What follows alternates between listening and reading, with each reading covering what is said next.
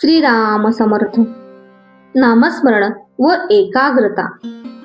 नामस्मरण करताना चित्त एकाग्र का होत नाही, त्याकरिता काय करावे?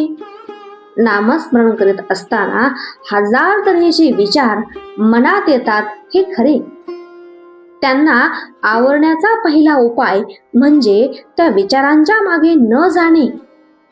विचार मनात आले तर त्या विचारांना फाटे फोडून ते वाढवू नयेत, म्हणजेच मनोराज्य करू नये.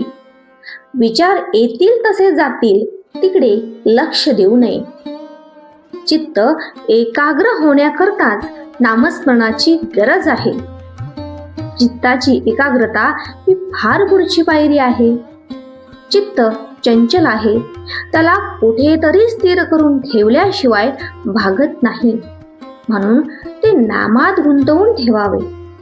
नामस्मरण करीत असताना ते नाम आपल्या कानांनी ऐकावे, म्हणजे एकाग्रता व्हायला मदत होईल.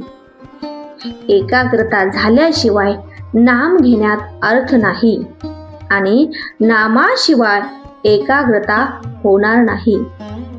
या संशयात न पडता साधे सोपे नाम घ्यावे, म्हणजे आपोआप एकाग्रता येईल. दुसरी गोष्ट अशी की ज्याची आपल्याला आवड असते त्यात आपल्याला एकाग्र होता येते. आपल्याला विषयाची आवड असते, म्हणून विषयाचे सेवन करताना आपण एकाग्र होतो. मग त्याचप्रमाणे विषयाच्या ऐवजी आपण परमात्म्याची आवड धरली तर त्याच्या ठिकाणीही एकाग्र होता येणार नाही का?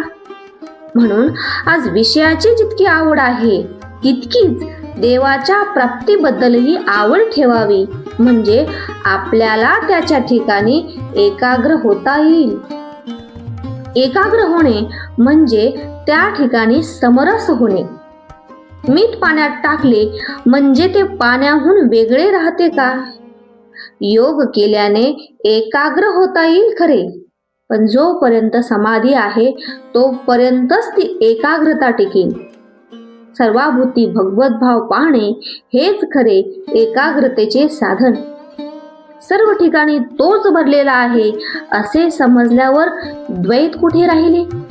आणि जिथे द्वैत गेले तिथे आपोआप एकाग्रता आलीच. अशी एकाग्रता साधते तीच खरी समाधी होय. मनुष्य अगदी एकटा असला किंवा एकांतात असला तरी आपल्या कल्पनेने तो अनेक माणसे आपल्या भोवती गोळा करतो. विशेषतः विद्वान लोकांना कल्पना जास्त असतात. तेव्हा कल्पना करायचीच तर ती भगवंताविषयी करूया. भगवंत हा दाता आहे, त्राता आहे, सुख देणारा आहे, अशी कल्पना आपण करूया. त्यातच खरे हित आहे.